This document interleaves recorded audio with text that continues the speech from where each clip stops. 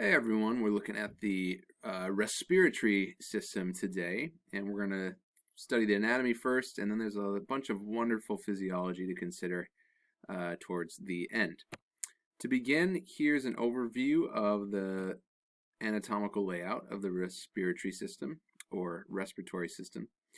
And you can divide it into an upper and a lower portion. So everything about at the level of the larynx, everything up above that would be the upper portion. Everything down below that would be the lower portion. Well, in the upper respiratory tract, there's a couple of interesting structures to note. One is that you have the nostrils, which are called the external nares, and these are the opening through which air will pass. Now, when it gets into your nasal mucosa, the nasal cavity, you have these little structures that we saw earlier when we were studying the bones, but now we see them again.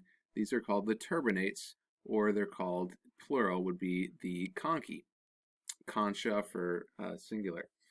And what they do is the inspired air passes through these and it creates turbulence that spins the air, and thereby any dust or debris or pathogens or anything like that will be flung into the lining of the nasal cavity, the mucus that lines it, and be cleared from the air before it goes down into the more soft, delicate tissues of your lungs. So that's one function. It will clean the air. The other function is that it warms the air, particularly if it's a colder day. Remember, your body temperature is about 98 degrees Fahrenheit.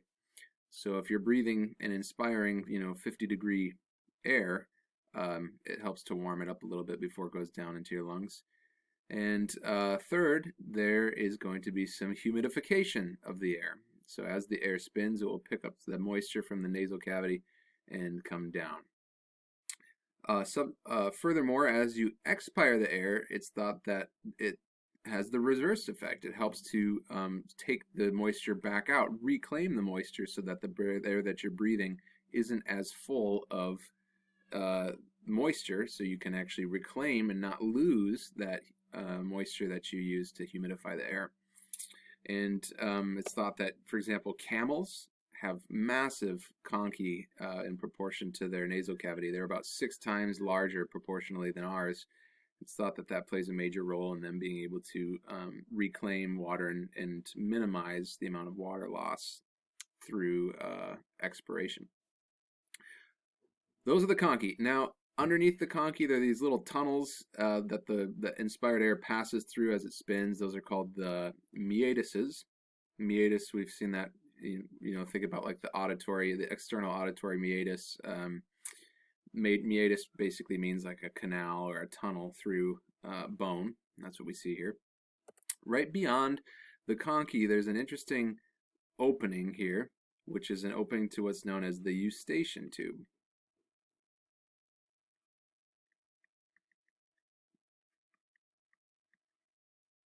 This is also sometimes called the auditory tube.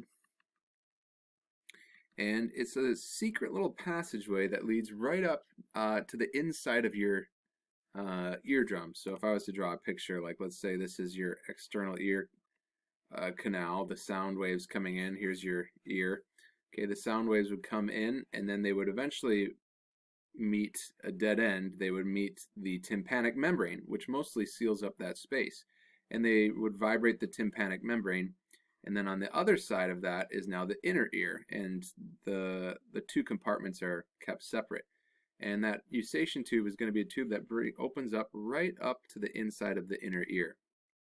And I don't know if it aids in hearing or if it aids in being like a relief valve for any pressure buildup on the inner ear, but it can be a little pesky because what can happen is that pathogens can sneak their way up through that tube and get all the way up into the ear and cause an ear infection. And furthermore, kids have a smaller eustachian tube. It's not as long, and so it's easier for pathogens to get up in there. And the angle is such that it'll actually allow pathogens to get in there more easily. So it's thought one of the reasons why kids more frequently get ear infections is due to some of the anatomical features of the eustachian tube. Also, you'll note, like, if you're in a swimming pool and you go really deep into the pool, you notice that you've got pressure on your ears, right? Or if you're going up a hill fast, or if you're in an airplane and you're changing your elevation rapidly, you can get a imbalance in the pressure between the outside of your ear and the inside of the ear, and that can be painful. It causes the sensation of pressure on your tympanic membrane, and this equilibrates that. It helps to balance out the pressure outside and the pressure inside, and if this thing gets closed, it can't equilibrate the atmospheric pressure inside your nasal cavity and your upper airway, which is going to be oftentimes balanced with the outside air.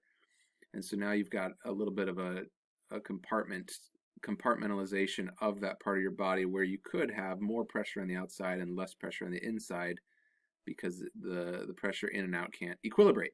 So a little life hack, if you've never done this before, give it a whirl next time, see if it works. If you are in a pool and you dive down deep, you can plug your nose and then try and blow out your nose while it's plugged.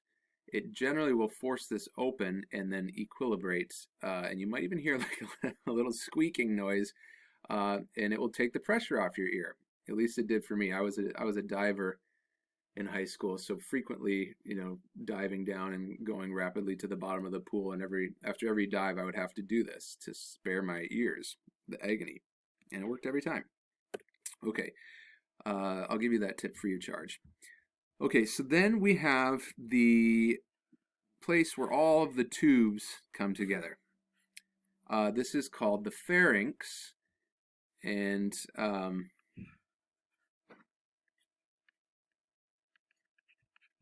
the pharynx has 3 different parts that come together. There's the oral cavity, the oral cavity would be all of this area here, and then there's this opening to the oral cavity here. The nasal cavity is this whole area here, but there's specifically an opening right here into the pharynx from the nasal cavity. And then furthermore, there's an opening into the larynx here. So there's this portion right above that opening. And each of these places where the different openings run adjacent to the pharynx are considered a subdivision of the pharynx. So you have, the pharynx can be divided into the nasopharynx, which is the region just closest to the nasal cavity. You can divide the pharynx into the oropharynx, which is the region right next to the oral cavity, or the laryngeal pharynx. Okay, so laryngeal pharynx would be this part, oral pharynx would be this part, nasopharynx would be about this part. Together, that whole spot where all the tubes come together is called the pharynx. Just distal to that then is the larynx, not to be confused with the pharynx, but the larynx. And the larynx is your voice box, and you can feel this thing going up and down when you swallow, and even when you sing, go from a high pitch to a low pitch, you'll feel it elevate and depress. And one of the most notable things that you'll be able to palpate is the thyroid cartilage. So you can go ahead right now and see if you can feel your thyroid cartilage. Is going to be the bony, or the hard plate that you feel right in the front of your neck. And you'll probably also notice the little pointy thing, which is what we call an Adam's apple. And the technical name for it would be the laryngeal prominence. And that is actually going to be a place where your vocal folds attach. And the more pointy your laryngeal prominence, likely the case, the deeper your voice can become. It's sort of the depth of the laryngeal prominence that will set how long the strings, so to speak, of your vocal cords can be. And as you can imagine from comparing something like a violin to a bass guitar, the longer you have of a string, the longer the string, the deeper the noise can be. So important anatomical significance there in the thyroid cartilage and the laryngeal prominence. And so you can see anchored to this are 2 sets of folds. We'll see them in greater detail here in a second. But they anchor from the back of the larynx, and then they go up towards the front of the thyroid cartilage. The one on the top is called the false, or it's also sometimes called the vestibular vocal fold. And the one on the bottom is called the true vocal fold, or they're also sometimes called chords, C-O-R-D. And to give you an idea of what these look like, let's say we were looking at a frontal section of the larynx. So here's the sides of the larynx. There is mucosa that is lining these cartilaginous boundaries here. And as that mucosa comes along, it actually infolds a little bit on itself, comes in, and then it infolds on itself again, like this. So when we call it a vocal fold, that's what we're referring to. It's a fold, an infolding of the mucosa. And inside here then are various ligaments that would be running, like imagine them running towards you and away from you from this perspective, that anchor the folds from the back to the front of the larynx. Now the false fold, that's the one on the top, it doesn't really contribute to the sound of your voice in any significant way. It's a thicker fold, and it's more fleshy. It doesn't vibrate or oscillate as easy as the one below it. And so it's thought that the main role here is really just to create a protective boundary from the more delicate soft fold underneath. And so like if you were gonna accidentally like swallow some food in a wrong way, let's imagine you're eating some tortilla chips and you start choking on them because you started laughing while you're eating them, and that tortilla, those little small fragments of tortilla chips went briefly down into your trachea, which has probably happened to you before, maybe. I think it's happened to me, but I'm also a really fast eater, so maybe stuff like that happens to me more frequently. But you wouldn't want those abrasive edges of the chips to forever ruin your voice if they were to, hit the more soft tissues underneath. So it is nice that it's protected, and it also probably keeps everything moist and keeps it from drying out. But the top folds are not the ones that contribute most significantly to the voice, and we'll see that in greater detail here in the next slide. Okay, so we had the thyroid cartilage forming the larynx. There's a cartilage that wraps around it just underneath it. This is called the cricoid cartilage. And that sets the inferior boundary of the larynx. On the superior margin of the larynx, you'll see this really important flap that sticks up. This is called the epiglottis. And it's called epiglottis. Epi means, of course, above. And glottis is the name specifically of this passageway, this opening that enters into the larynx. And so if you have a fold that's above that passageway, the glottis, it would naturally make sense to call it the epiglottis. And that is, in fact, what we call it.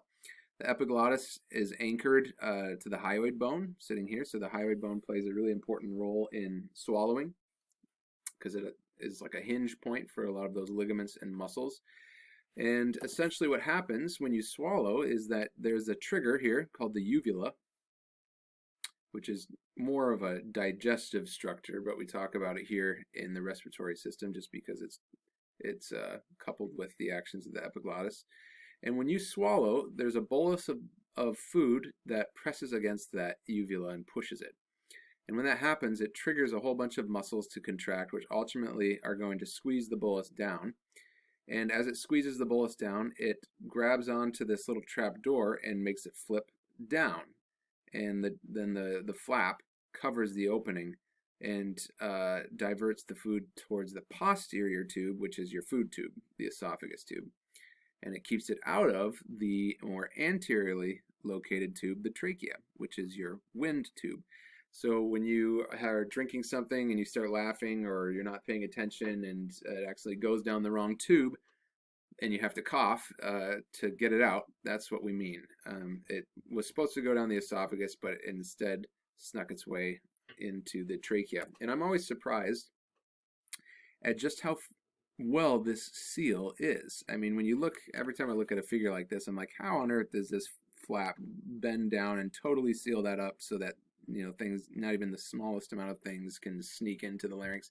I would imagine that it should be much more common for things to go down the wrong tube, but it's surprising how often that is not the case. It's surprising how rare it is for something to go down the wrong tube. So a great little mechanism here, the epiglottis.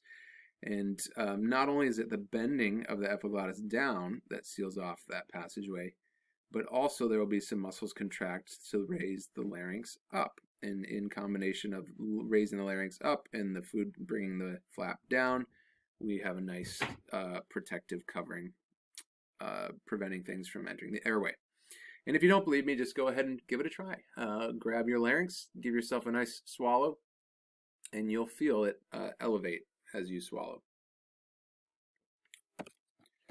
All right, now a little bit about the story of what's going on with your voice, the true vocal folds.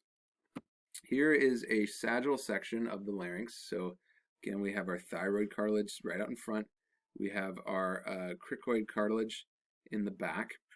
And then we have our folds. We have the vestibular fold on the top, and we have our vocal fold on the bottom. Now there's an important piece of cartilage here, which is called the arytenoid cartilage. That would be one to star. And the arytenoid cartilage has this little lever on it, like a little wing, that grabs on to the vocal fold. And this lever can rotate back and forth. It can swivel.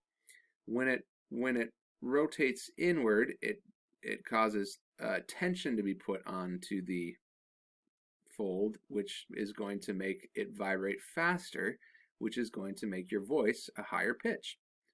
Or if it relaxes and the fold becomes more loose, it would vibrate slower and cause a lower pitch. So you have a higher pitch and a lower pitch, all dependent on the tension here in the vocal fold. And I often like to pause here and just let you consider the wonders of that. How many of us spend a little time to sing in the shower now and again? Okay, you can admit it. You're a shower singer. I know you are.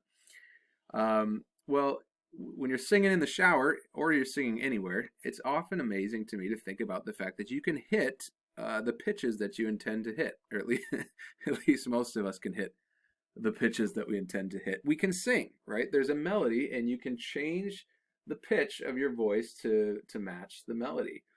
And that's all done with these little contractions of muscle that rotate the arytenoid cartilage to either put more or less tension on this fold. They either cinch the fold down or they relax the fold, and you don't have to sit there and think, oh man, am I contracting my arytenoid muscles strong enough here? No, it just, you have an idea of what the pitch is, and you can roughly hit that pitch if you need to. Your brain has been programmed to tighten and relax the muscles here accordingly and to achieve the intended pitches, such that you could do something as simple as singing. I mean, that's quite a fascinating little device you have embedded into the tissues of your larynx. Now, if you were to take a picture looking down, so this, what you're seeing here, this would be the back of your throat.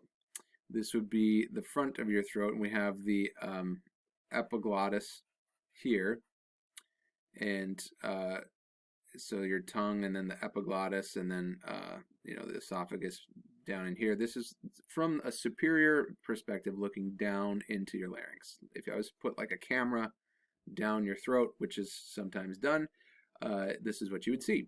Okay, so you can see the vestibular fold, this more fleshy fold on this top, protecting the more delicate fold underneath, which is the true vocal fold, the one that causes pitch.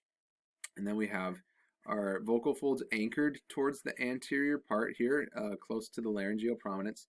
And then your two arytenoid cartilages would be embedded in the tissue back here, and they can either they have this little wing on them that this is attached to, and they can either rotate laterally to tighten this, or they can relax and come more medially, and then this will be loose. Okay, and depending on if it's tight or loose, it will change the pitch.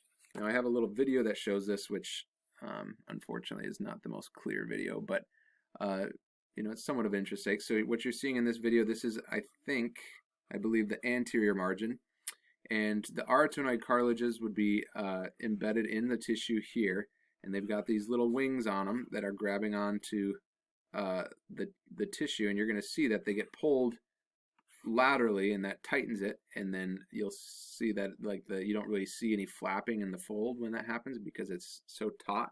And then when the wings come back this way, and then everything becomes more loose. So here we've got the vocal folds flapping. This would be the vestibular folds here, and these would be the true. Okay, and then you can see that these folds, the attachment points, they get pulled way laterally, like this.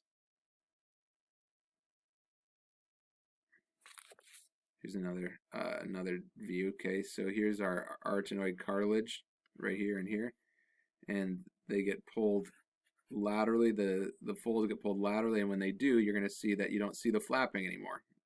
See that? It stretches it out and it tightens it out. That would be what they're probably doing. I wish I had a sound clip to go with it, but what they're probably doing is they're having the person sing really low and then all of a sudden sing high. And every time they get stretched like this and tightened up, that would be the high pitches that are being made. Okay, we've got some cool models in lab that show an enlarged larynx, and that will help illustrate what's going on when all of the flesh is taken away and you can actually see the shape of the cartilage and everything. And you'll be able to sort of see what would happen if you pulled on the arytenoid cartilage and how it would tighten the vocal folds and stuff. So make sure you take a look at that model in our lab because it helps illustrate what's going on there. Okay, that's the upper respiratory tract, basically a main conduit through which air is going to enter, and then also your vocal folds there. Okay, moving down then to the lower respiratory tract, here are the different things we'll see. Okay, so the boundary again here would be once you get through the larynx, now you're in the lower portions. The main tube is the trachea. And the trachea has a bifurcation down here at a place which is known as the carina. And an interesting note here about the trachea is that it has cartilaginous rings that wrap around it, and this is important. It keeps the trachea open, the airway open. It would be a bad deal if the tube closed. So it's not like the esophagus. The esophagus is a little bit more floppy and it can close, and then when food passes through it, it can open up. The trachea, you don't want that to happen. You always want it to be open. So there are these cartilage rings that keep it to be open all the time. Now, specifically on this first portion of the trachea, the rings are not full rings. So ring is somewhat of a misnomer. They're C-shaped. They look like this. Okay, if I was looking at the top down, this is what the ring would look like. It's not enclosed all the way. And there's a muscle here that connects the ends, and that muscle is called the trachealis muscle. And it runs all the way up and down the back of the trachea. And so what can happen is when it contracts, it will shorten and it will pull or pinch further shut the rings to close the airway off, to reduce or choke down how much air you can breathe. When it relaxes, then the rings expand to a further extent and the airway can actually open. So you can change, your body can change the resistance here of this tube to allow more or less air in for every breath. And that's done a lot by both relaxing and contracting the trachealis muscle, and also there's some smooth muscle around the smallest portions here of the conducting pathway, and those can close and open the tubes very much like an arterial could, where you have vasodilation and vasoconstriction. All right, the other point of having a discontinuous ring, a C-shaped ring, is that the esophagus is going to sit right behind the trachea. So this would be the trachea, and you could have the esophagus right behind it. And the esophagus needs to expand now and again, and when it does, it can push into here a little bit and give it some extra give it some wiggle room. Now, when you get down to the bronchi, which are the regions just distal to the trachea, just beyond what's called the bifurcation, the splitting of the airway, these are called the primary bronchi, which you could abbreviate with this little notation here. A 1 with a little circle denotes primary. The primary bronchi, the rings then do become continuous circles that wrap all the way around. There is no trachealis muscle there, and there is no C-shaped rings. It goes all the way around. Now, once the primary bronchi are pretty short, they only go for a few inches until they split again. And when they do split again, now we would call those branches the secondary bronchi, or bronchus would be singular. And then off of those secondary bronchi, then you'll have the smaller tubes, which go then to send air to the prospective parts of the lungs. Those are the tertiary bronchi.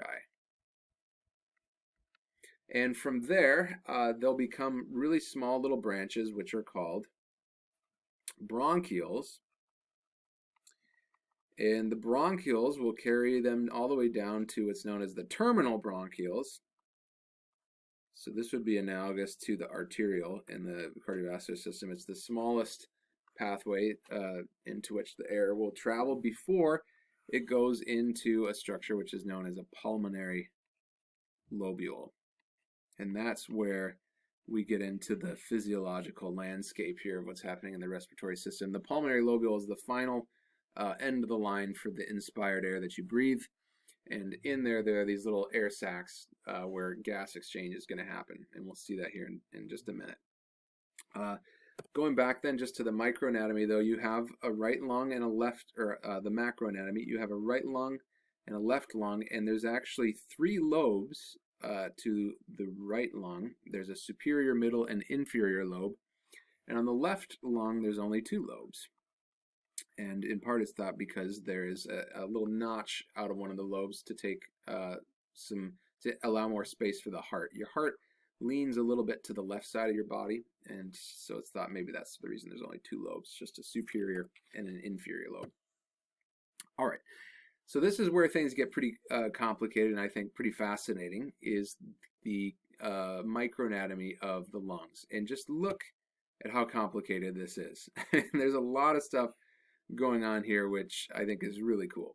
So you have, here is our terminal bronchiole. This is the smallest, most delicate little passageway of air. So the air, as we're seeing here, would come through the trachea, the primary bronchi, the secondary bronchi, the tertiary bronchi, eventually the bronchioles, and then eventually each one has its own little branch, which is called a terminal bronchiole, and that goes into what's known as a structure as a pulmonary lobule, and that is what we see enlarged here. Okay, so that's where we are. You should be able to think your way through that that trail. And a great review question would be, trace the pathway of air all the way down into the pulmonary lobule, and you would want to be able to describe that same pathway that's illustrated here. That's definitely something that would be like ripe for an exam question. All right, now a couple things to note. One, you have elastic fibers that wrap around this is probably smooth muscle actually, smooth muscle rings that wrap around the bronchioles. So they can constrict and close the airway, or they can open up the airway depending on the oxygen demands and how forcefully you are breathing.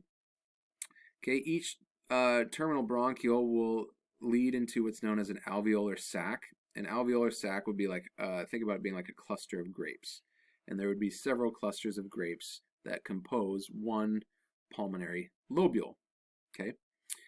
And then furthermore, if a alveolar sac is a cluster of grapes, then the individual grapes themselves would be called the alveoli, or alveolus for singular. And this is the final place that air will arrive in your lungs. And these are quite small. I once had, we used to go to the anatomy labs at the U of M, and one of the instructors there had at one point injected caulk, like silicone caulk, into the lungs of a cadaver, and then they dissolved away the lung tissue, and you could see a little cast of here these really small pulmonary lobules, which I think was a pretty cool thing to do. So they're really, really, really small when you get down to it. But this is where air, it's hard to understand where the air is going in your lungs, and this is the final end of the line. Now, around each of the alveoli, each of these little balls, or like the grapes, there are elastic fibers around. And this is going to confer an enormous amount of elasticity to the lung tissue.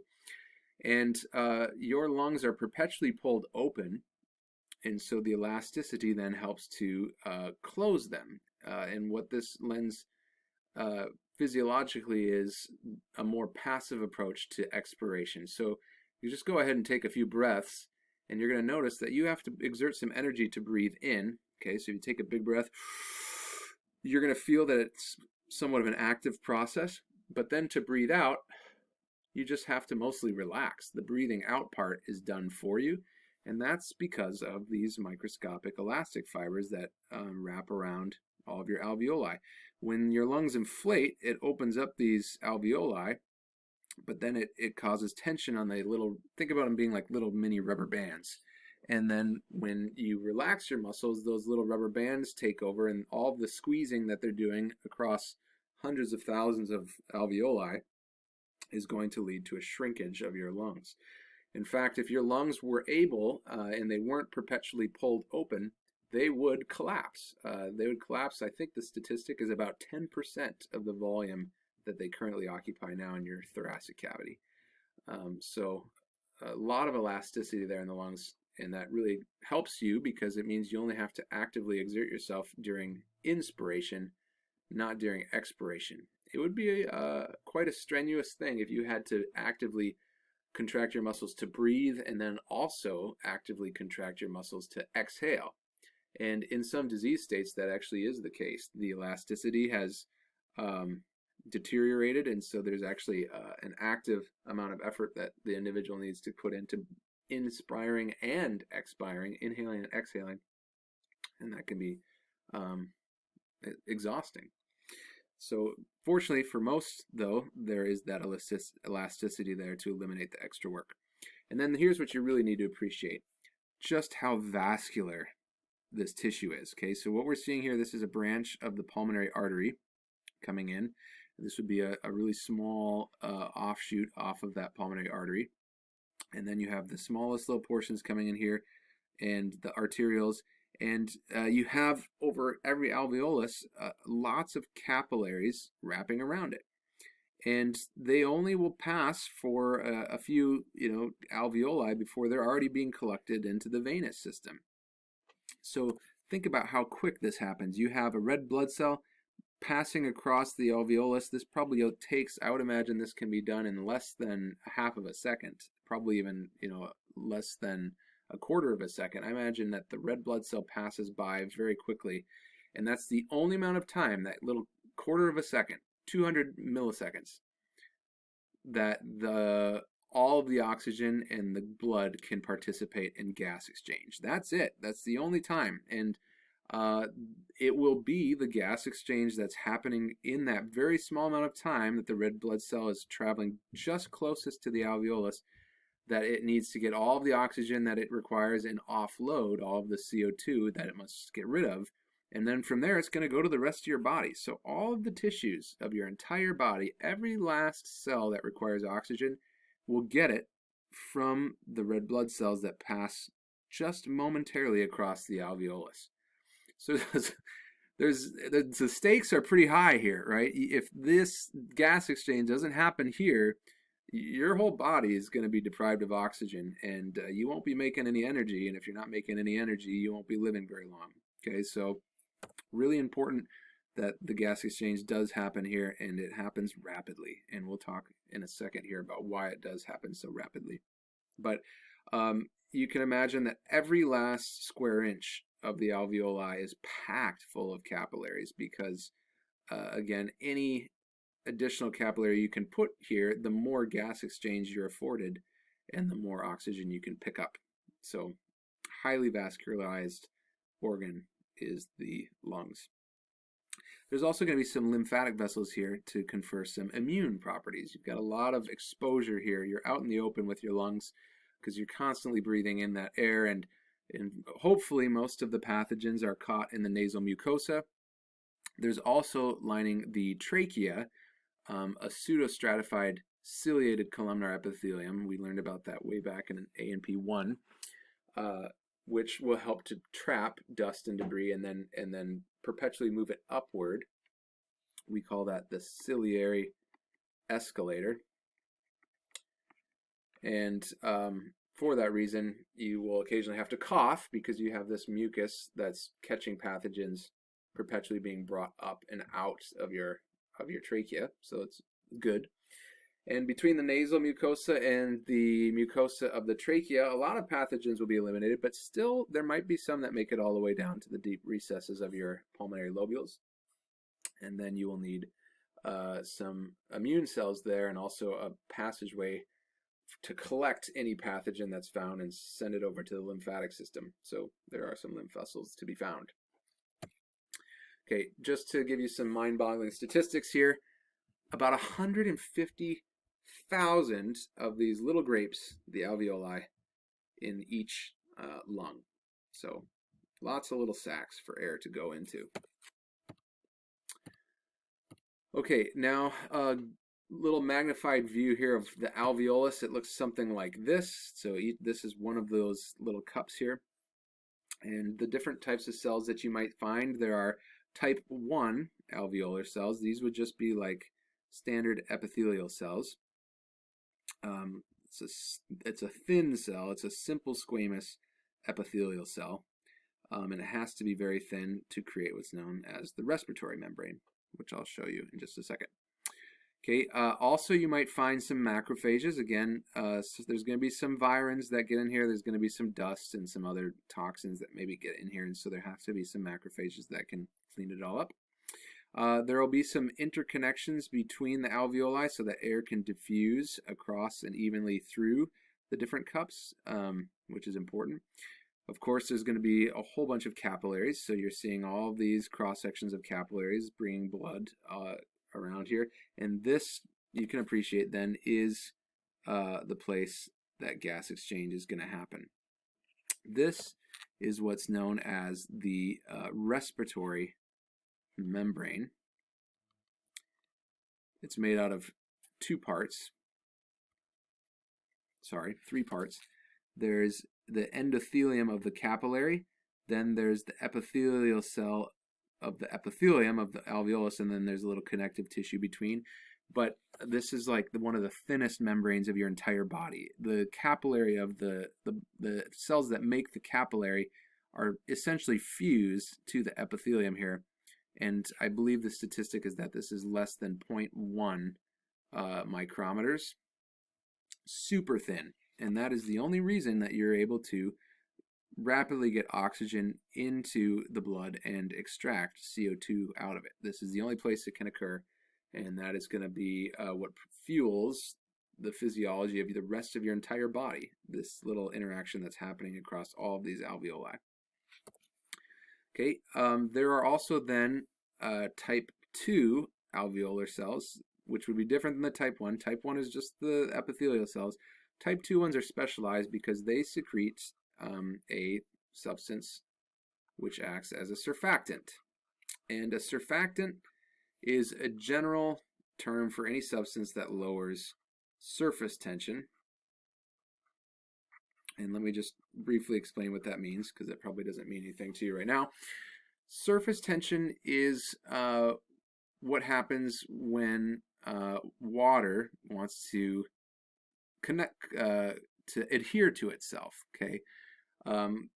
For example, like if you had a pool of water, you could put a pin, like a metal pin, on there, and it wouldn't sink down to the bottom, even though it's more dense than the fluid.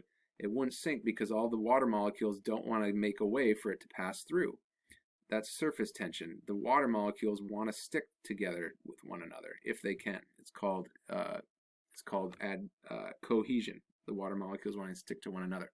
This is also how like water striders can walk around on the top of water. Even though they're more dense, they're more heavy than the water itself, the water molecules don't want to give way because they are bound together.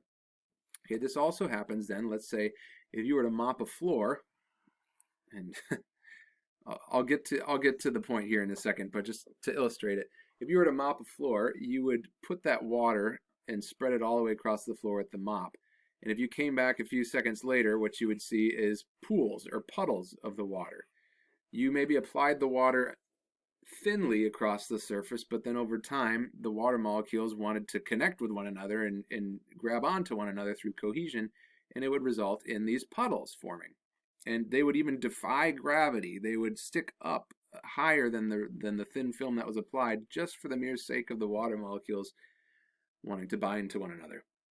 Well, this was sort of a bad thing in the portion of the lungs that is so moist, so humid as the inside of an alveolus, and so small. Imagine we had some water droplets forming here because the water molecules wanted to pool together. Well, if you got a big water droplet sitting in front of your capillary, you're not going to get rapid exchange of gases into the capillary. There's a big water droplet in the way. And furthermore, if you have these big water droplets, it could be that during expiration, when your lungs are squeezing shut, that the walls of the alveoli stick together. And now you're sunk because you've got these walls that have collapsed, and the fluid has been so accumulated in there that the walls are stuck together. And it might be really difficult to get those walls to unstick from one another. I mean, imagine there are probably times that you can realize where if you have two surfaces that are flat and you put water in between them, they stick together, and it's sometimes really hard to pull those apart.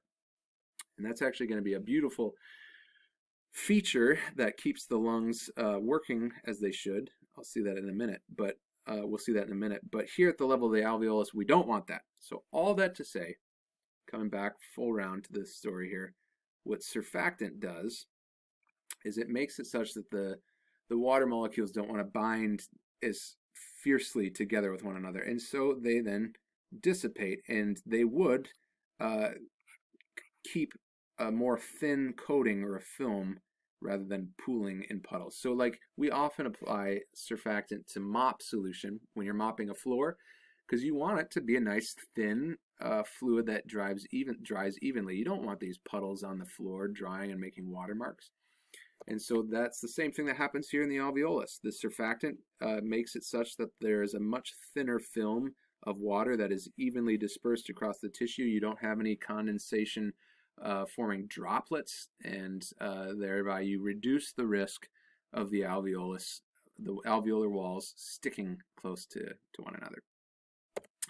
Okay, here's just a picture from the book showing the histological perspective. You have air coming in from the bronchiole, the tube, and then you have the alveolar duct leading into the alveolar sacs, and each one of these little pockets would be a cross-section of an alveolus. And sometimes they can be interconnected, like you see here, where there's pores in between them that allows the gas to rapidly diffuse through the whole pulmonary lobule. Okay, that wraps up a survey of the anatomy. And from here, in the next part, then we'll look at some of the physiology that's happening here to govern everything.